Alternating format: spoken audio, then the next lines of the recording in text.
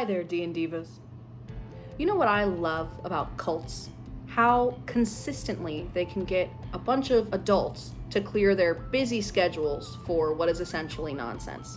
As a forever DM and avid D&D player, it's a skill that I envy because, as many dungeon masters before me have said, the real adventure is getting your friends to clear a weeknight.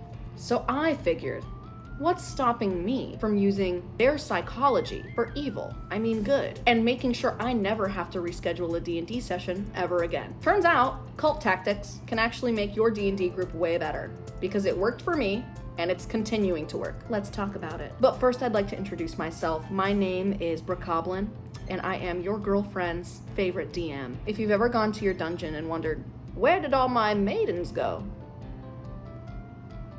They're with me. I took them. But anyway, on with the video. Earlier this year, I read a book called Cultish, The Language of Fanaticism by Amanda Montell. It's a book that talks about how language, ritual, and a sense of belonging are used to foster devotion in anything from a cult to a brand. And honestly, D&D tables do the same thing. There's less tax evasion and more smooching, but the psychology is sound.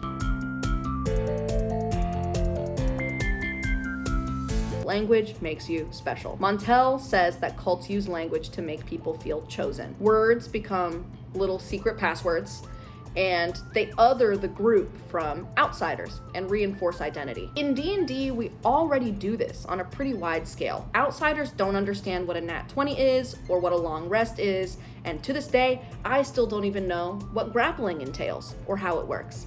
And I don't care to, so don't tell me. A way that I utilize this in my group is calling new players recruits instead of just new players. When someone levels up, we all say, "Ascend, brother." It's stupid and it's funny, but it does work. We've built our own little language. We don't say, "We've got D&D today." We say, "Adventurers ready for D&D?" It separates our table not only from outsiders, but it separates our table from other D&D tables. A great example of someone else who does this is Brennan Lee Mulligan. In Dimension 20, he doesn't call his players, he calls them intrepid heroes. Dungeons and Drag Queens, he wanted to separate that group from the normal Dimension 20 group, so he called them questing queens. Shared language creates in-groups and out-groups, and that's how devotion starts. The takeaway from this is that you should create inside jokes, table slang. If you make your group feel like they're part of a secret world, they will protect it. Ritual is powerful magic. Cults thrive on ritual, and humans love structure the same way kobolds love shiny things. Structure tells us we belong somewhere. So I gave my group a couple of rituals. Before every session, we do a chant. It started as a joke, but now it's a signal that we're stepping into another world. It's taking us out of ourselves from being tired grown-ups going to hang out with friends after work, and takes us into the fantastical. We say that chant and we are no longer clocked in to our day job. We are an oath of devotion paladin ready to take the world by storm with their group of adventuring buddies. It's like a loading screen for your brain. Rituals can be anything. Group toast, a dice roll, a song. You can even light like a scented candle. It's not about what it is, it's more about the consistency. Predictability in the primitive parts of our brains is safety. There's a reason people are so adverse to change. We're hardwired not to. Predictability lets my players know that they're safe, and the ritual creates immersion. That's how cults and DMs get buy-in. Now, I would be remiss if I didn't bring up the one thing that most cults have, and that's a charismatic leader, or a prophet, if you will. Another cult tactic is the charismatic leader, the guru, the one who knows something others don't.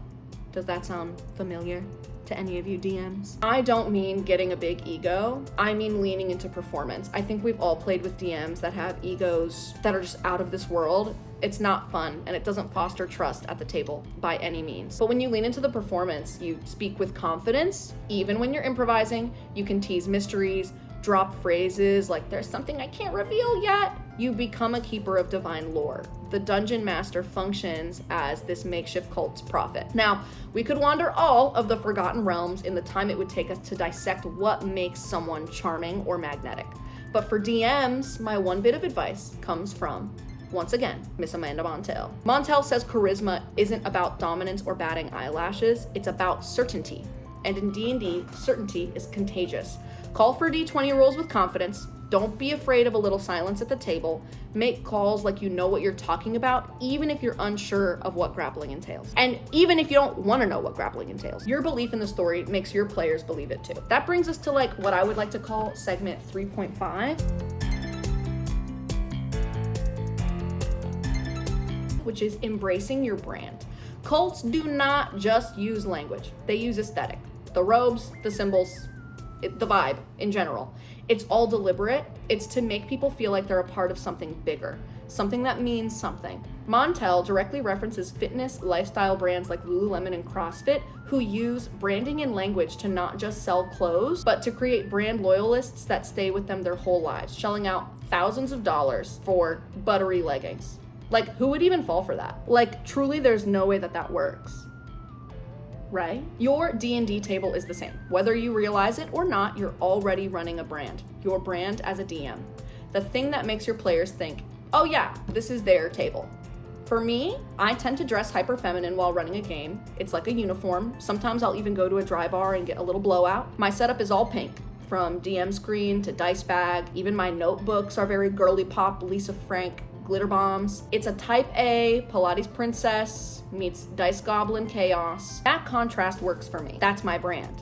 Some people may not like it, but others gravitate towards it. When you lean into your brand, whatever that looks like, your players start to buy into your universe. You become iconic. That's when you've officially crossed the line into beloved cult leader territory. When I fully embraced my brand as like a hyper girly pop DM and it started leaking into my games, people really gravitated towards that. I play with a lot of women and I'm super proud of that because 10 years ago, the scene was very different from what it is today. When I started really doing whatever I wanted in a way that felt authentic to me, including breaking into the Rogue magazine headquarters to take on the Queen Lich Anna Neverwinter and her army of undead supermodels, while my players had their Labubu familiars to help them out in the final fight. That seems a little silly, but it created a very niche space for people that wanted to play that kind of game. People that thought D&D wasn't for them, but it was. With me, at least. Don't hide things that make you weird or extra. Make it a part of the ritual. Let your table feel like they're entering your temple, not just a game. Every DM has a brand. Find yours and make it unforgettable. Finally, cults build loyalty through shared hardship. D&D does this beautifully without the need for Kool-Aid or ritualistic unaliving. Every boss fight, every near TPK, every heartbreaking scene builds what the psychologists would call the trauma bond. I'll call it collective effervescence. This is another important reason to never pull your punches as a DM, but that's a story for another video. I still struggle with the feeling of being too mean whenever I get even close to killing a player's character. But facing those hardships together are what form a stronger bond. After a rough session, something that I believe everyone should do is a little debrief, like a trauma or support group. You can cry, you can scream, and then we order pizza. That's what makes it feel real. The takeaway from this is that hard moments forge emotional glue. Don't shy away from them, embrace them.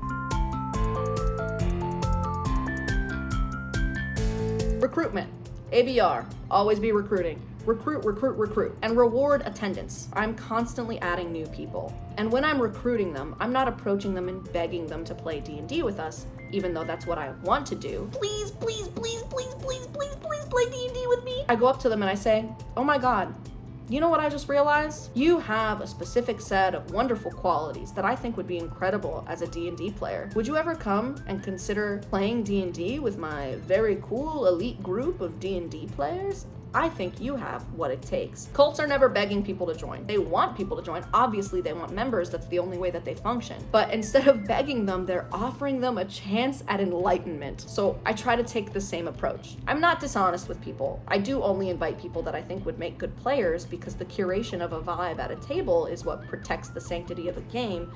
But approaching them in a way that makes them feel like they've been chosen to be a part of this special thing is going to be a lot more effective. My D&D group for my personal game is mostly organized through a Discord, and it's 30-some people strong now. So even when someone eventually can't make it, you have a pool of people that maybe that's that night that like Brian from work can make it. Maybe that's the night that Rebecca from Pilates can make it. And it keeps the story rolling. It keeps the ball rolling. It makes it so you don't have to reschedule all the time. That being said, when you do get a new player, you know what else cults love to do? Specifically, I believe the Manson family was very well known for doing this.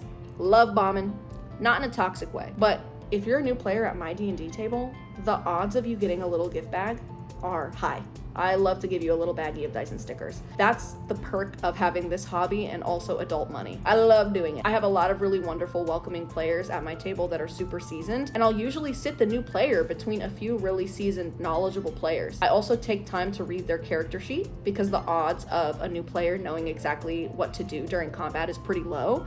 So I'll make sure that when it's their turn in combat, I can guide their way through. I can tell them what attacks would be great, what things they can use, where to move, different tactics, different perks they get for using different tactics to make them feel really welcome. I think I'm very good at making new players feel very well embraced, and I have to thank my players for that too, because they do a lot of the heavy lifting on making sure that my new girly pops are welcome in the space. My D&Divas, if you will. I also do a lot to incentivize attendance. You get really crazy perks if you come to enough sessions in a row. You get 5 sessions in a row, maybe you'll get a little extra inspiration die. You come to 10 sessions in a row, I might give you a heroic inspiration die. If you are like one of my players who has been to over 20 sessions in a row, I'm giving you a divination die. 1 divination die you roll at the beginning of the game, and you can, before a roll is made, replace that roll. Any roll in the game that isn't for another player, you can replace that roll with your known roll. I try to heavily incentivize that. If you bring snacks, you get inspiration. It's important to make people feel special when they come and to constantly be adding new people to your roster. I started employing these methods in May of 2025. It's currently November 2025, and we've only had to reschedule any of our sessions twice. That's 2 times. We've been running a solid campaign with an overflowing adventuring party every single week for 6 months. I know DMs who struggle to get their players to meet more than once a month, and even then they cancel. You should run a D&D cult. I do, but at the end of the day, it's not about control, it's about connection. And if you want to make your group obsessed, make them belong. Thank you for watching.